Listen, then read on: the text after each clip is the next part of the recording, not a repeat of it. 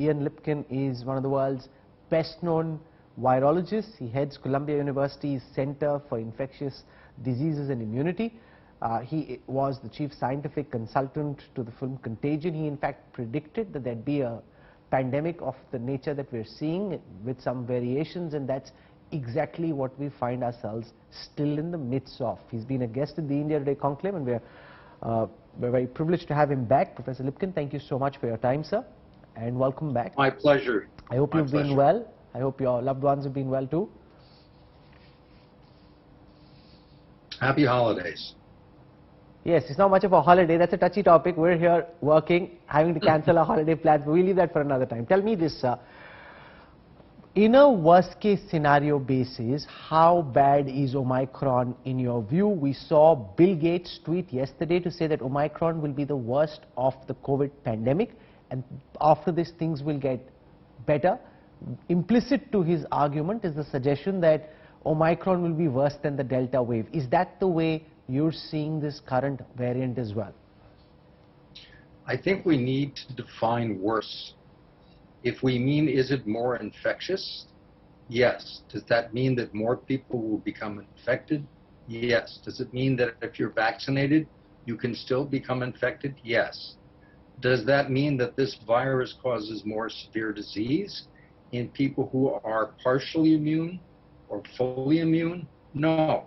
So, if you are not vaccinated and if you've never seen the virus with a previous infection, then the chances are that if you become infected with Omicron, you're going to have severe disease, particularly if you fall into the categories that we've already known are associated with more disease. On the other hand, if you've been previously infected or you've been fully vaccinated, particularly you've been boosted with either the adenovirus vaccines, such as Covishield that's made in India, or you're receiving an RNA vaccine, the chances are that if you become infected, you're going to have milder disease. So Delta was different in that we saw severe disease and we saw a more contagious virus. This virus is more contagious, but may be less capable of causing severe disease. If you can, we've read the scientific papers, but for everyone watching, if you can simplify as much as you can, how and why is Omicron different from Delta? If people have to take precautions, what should they be keeping in mind in terms of why and how Omicron is different from what we've seen so far? So just starting with the virus itself, Omicron has mutations in a variety of regions within the genome, primarily in the portion of the virus that attaches to the outside of cells. Think of it like Velcro. It's got more teeth. It's able to attach more efficiently and then get into cells. It also has some substitutions in other portions of the genome that may make it more capable of reproducing itself in the nose and in the upper respiratory tract, as opposed to in the lungs. So this is a kind of a mixed blessing. It means that you're producing more of it.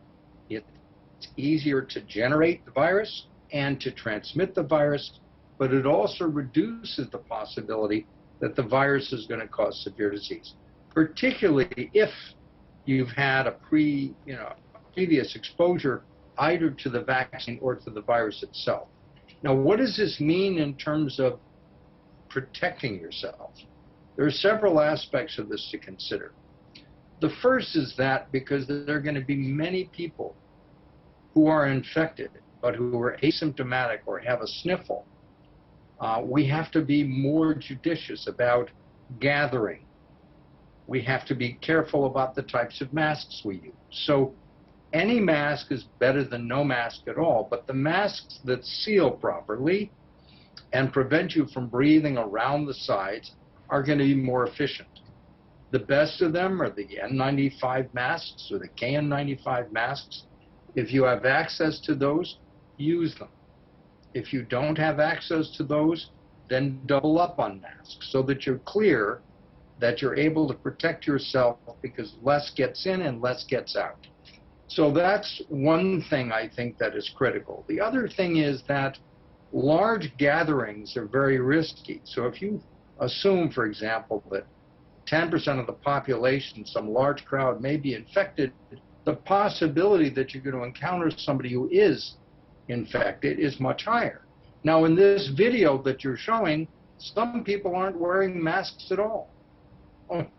This is a problem.